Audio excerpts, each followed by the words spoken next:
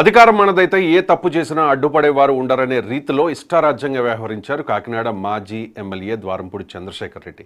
2019-2024 మధ్యకాలంలో ద్వారంపూడి చంద్రశేఖర్ రెడ్డి చేసిన దారుణాలు అన్నీ ఇన్ని కావు.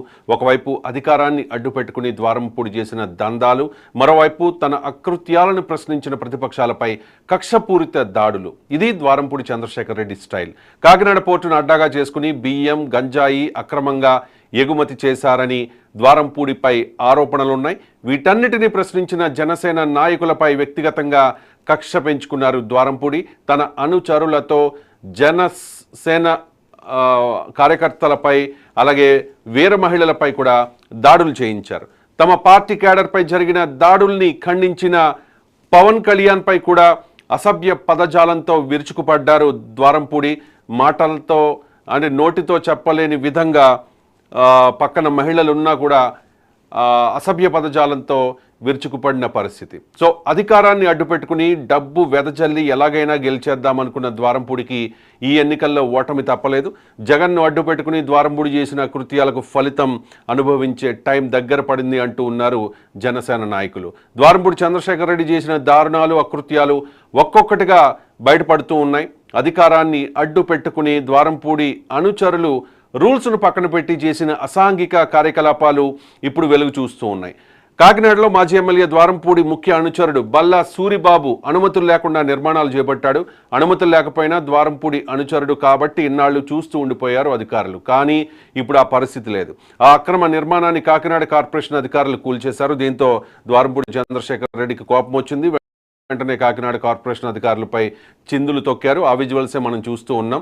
ద్వారంపూడిని వాళ్ళంతా లెక్క చేయలేదు సరికదా, తమదైన స్టైల్లో అక్కడి నుంచి పంపించేశారు పోలీసులు.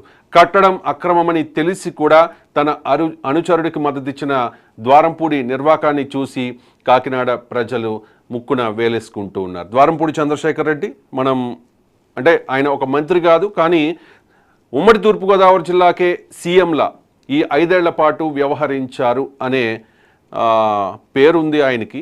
గతంలో పవన్ కళ్యాణ్ని ఇష్టం వచ్చినట్లు ఆయన మాట్లాడినందుకు వీర మహిళలు, జన సైనికులు నిరసన తెలపడానికి ద్వారంపూడి చంద్రశేఖర్ రెడ్డి ఇంటికి వెళితే ఆనాడు వీర మహిళలపై అలాగే జన సైనికులపై జరిగిన దాడిని ఎవరు కూడా మర్చిపోలేరు. అప్పుడు ఢిల్లీలో ఉన్నారు పవన్ కళ్యాణ్. సో అక్కడి నుంచి ఆయన రెస్పాండ్ అయ్యారు. నేను కాకినాడలో అడుగు పెట్టాల్సి ఉంటుంది, ద్వారంపూడిని పద్ధతి మార్చుకోకపోతే అని కూడా ఆయన హెచ్చరికలు జారీ చేశారు. ఆ తర్వాత వారాహి యాత్రలో కూడా పవన్ కళ్యాణ్ అనేక సందర్భాల్లో ద్వారంపూడి చంద్రశేఖర్ రెడ్డి అక్రమాలని ఒక్కొక్కటి కూడా బయటపెట్టిన పరిస్థితి. అప్పుడు ద్వారంపూడి చంద్రశేఖర్ రెడ్డికి కోపం వచ్చింది పవన్ కళ్యాణ్ మీద. నువ్వు ఎక్కడి నుంచి పోటీ చేసినా నేను ఓడిస్తాను అని చెప్పి ఆయన శపథం చేశారు. అండ్ ఆయన కోరుకున్నట్టుగానే ఆయన పిఠాపురం నుంచి పోటీ చేశారు. ఓడించడానికి ఇంకా మంచి అవకాశం ఆయనకి, కాకినాడ పక్కనే కాబట్టి పిఠాపురం. కానీ ద్వారంపూడి చంద్రశేఖర్ రెడ్డి కానీ, మిథున్ రెడ్డి కానీ, ముద్రగడ పద్మనాభం కానీ ఎవరు చేసిన ప్రయత్నాలు ఫలించలేదు. అక్కడ 70,000కు పైగా మెజారిటీతో పవన్ కళ్యాణ్ గెలిచిన పరిస్థితి. ఇది వాళ్లకు మింగుడు పడలేదు. ఎందుకంటే అధికారం ఉన్నంతకాలం వాళ్ళు చేయాల్సింది చేశారు. దందాలు, డబ్బు సంపాదించుకోవడం ఇది మాత్రమే కాదు, ప్రతిపక్షాలు ఎవరైనా క్వశ్చన్ చేస్తే వాళ్ళ మీద భౌతిక దాడులకు పాల్పడడం. సందీప్ పంచకర్ల, సుంకర కృష్ణవేణి, గంటా స్వరూప, ఇంకా మానస, ఇలాంటి వాళ్ళందరి మీద, జనసేన క్యాడర్ మీద అందరూ కూడా ద్వారంపూడి చంద్రశేఖర్ రెడ్డి అనుచరులు బ్లేడ్లతో అలాగే ఐరన్ రాడ్స్తో ఇంకా చాలా చెప్పుకోవడానికి ఇబ్బందికరమైన భాషలో వాళ్ళని తిట్టి ఇబ్బంది పెట్టి ఆనాటి కాలంలో వాళ్ళ అరాచకాలు చేసిన పరిస్థితి. జన సైనికులు ఇదే ఆరోపణలు చేశారు. తాజాగా గవర్నమెంట్ మారింది. ఇక ద్వారంపూడి అక్రమాలు ఒక్కొక్కటి కూడా బయటకు వస్తున్న పరిస్థితి.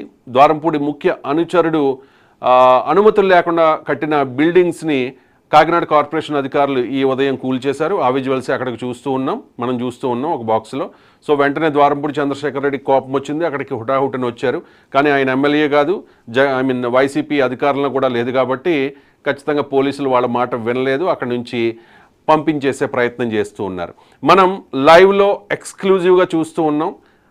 ఉప్పాడ తీరం నుంచి పవన్ కళ్యాణ్ ఇవాళ సాయంత్రం అక్కడ వారాహి సభ నిర్వహించబోతూ ఉన్నారు. డిప్యూటీ సీఎం హోదాలో ఉప్పాడకి ఫస్ట్ టైం పవన్ కళ్యాణ్ వచ్చారు. ఆ వస్తున్న దృశ్యాలని మనం చూస్తూ ఉన్నాం. మా ప్రతినిధి కిషోర్ అక్కడే ఉన్నారు. కిషోర్తో పాటు జనసేన నాయకులు చాలామంది అక్కడ ఉన్నారు. Kishore, thank you Ravi. ప్రస్తుతం జనసేన అధినేత పవన్ కళ్యాణ్ డిప్యూటీ సీఎం గా పిఠాపురం నియోజకవర్గం ఉప్పాడ